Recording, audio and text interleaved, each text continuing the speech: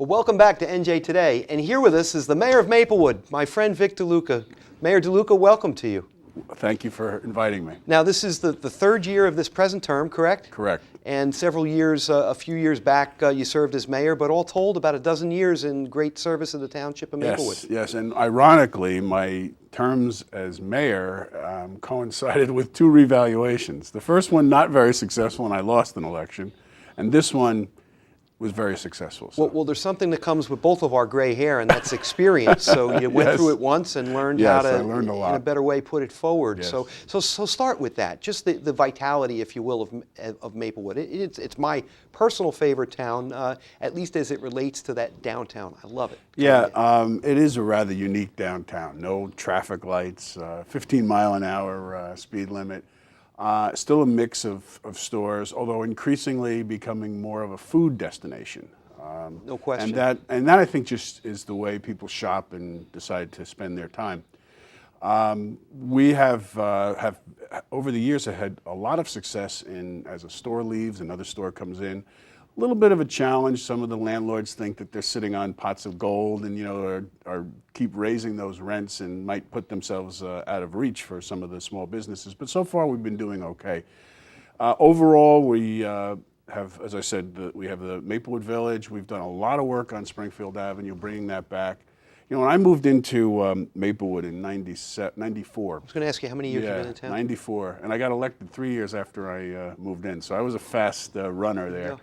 And when I moved in 94, Springfield Avenue is part of the state highway system. It's actually part of the 124 highway. I didn't think of it. It goes from Maplewood out to Morristown. Mm-hmm. And when we went to talk to the DOT people down in Trenton about what things we had to do, they said, "You don't understand. Our goal is just to move traffic as fast as possible." And we said, no, that's not going to work. You slow people down so they'll shop, right? Exactly. And so that's what we did. So in my first go-around as mayor in 2002, I signed a document with the state that the town took over jurisdiction. Only the second town to do that in the state of us. We have jurisdiction of the state highway, which means we plow, we clean, we fix. They're happy to give it to you, right? Yes. They gave us a chunk of money up front, and they paved the road. But now it's our responsibility. But what we've done is we've put in all new sidewalks, pedestrian scale lighting. We put out bump outs so that your people, instead of crossing 50 feet of street, are now crossing 36 feet of street. And cars slow down when they see those bump outs.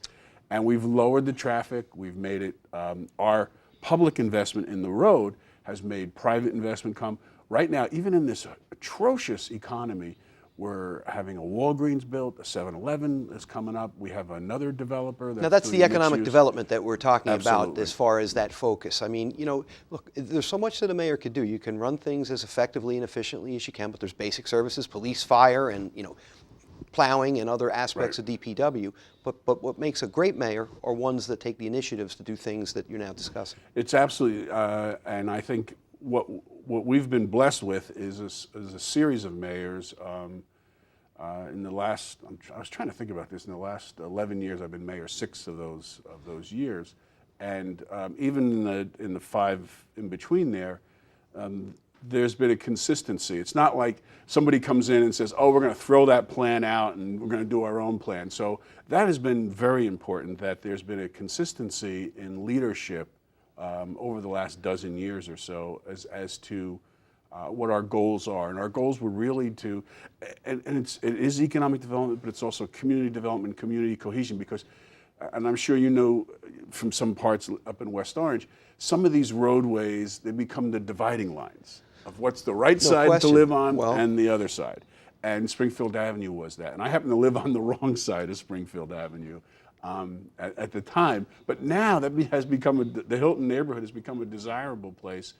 People don't look at it and people think, oh, that's part of Irvington or that's part of Union. Now they understand it's part of Maplewood, and Springfield Avenue is part of Maplewood. Now we're working on Irvington Avenue and some other areas, Valley Street and 2. Well, Maplewood going in another direction has been, part of really this great rainbow that starts, in my view, Maplewood, South Orange, West Orange, Montclair corridor, where, people and communities really walk the walk as far as economic diversity and all of the ethnic and religious diversity that goes with that. So, Maplewood is really an idyllic community in that way. You work at it, but at the same time, what a great place to live. Well, it's the message. We want to send a very clear message that this is a community for everyone. And so we have a number of gay families.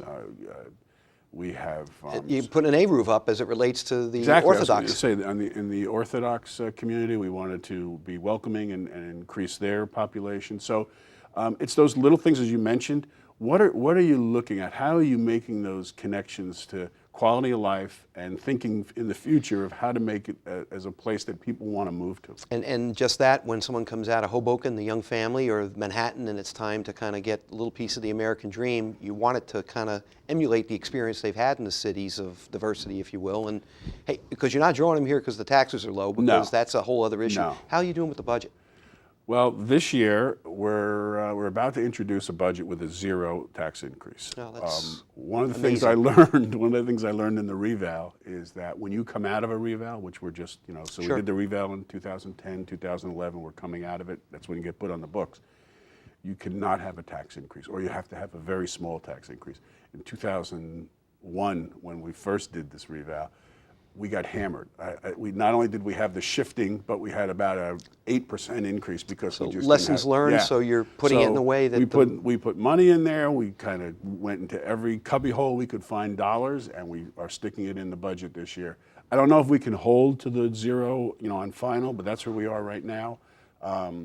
It's been difficult. The state cuts we're not getting Sure. state cut this year. We got cut last year.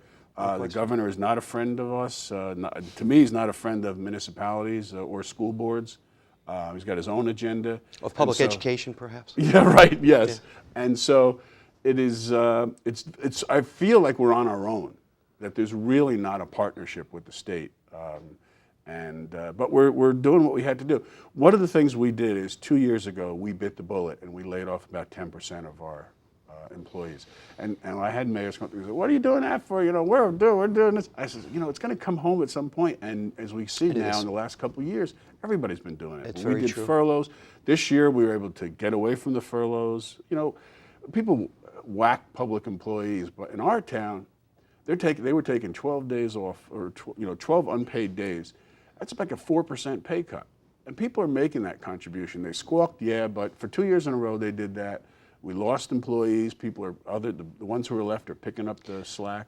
So no question, Mayor, the public employees need to be a part of the solution, but not the sole one, and that's what we have to work on as a statewide level, a little bit of shared sacrifice for all. And speaking of sharing, we're doing a lot of that. We just opened, on January 1st, we just opened a shared court with South Orange, where we absorbed their whole operation. So if you get a ticket, here we are taping in Seton Hall. If you get anybody who's in Seton Hall, if you get a ticket, you're going to come to the Maplewood Courthouse to have it. No dealt tickets with. for the Seton Hall students. Anyway. Well, I don't know about we're not responsible for the police, but we've consolidated, we've lowered the staffing count, we've got more productivity.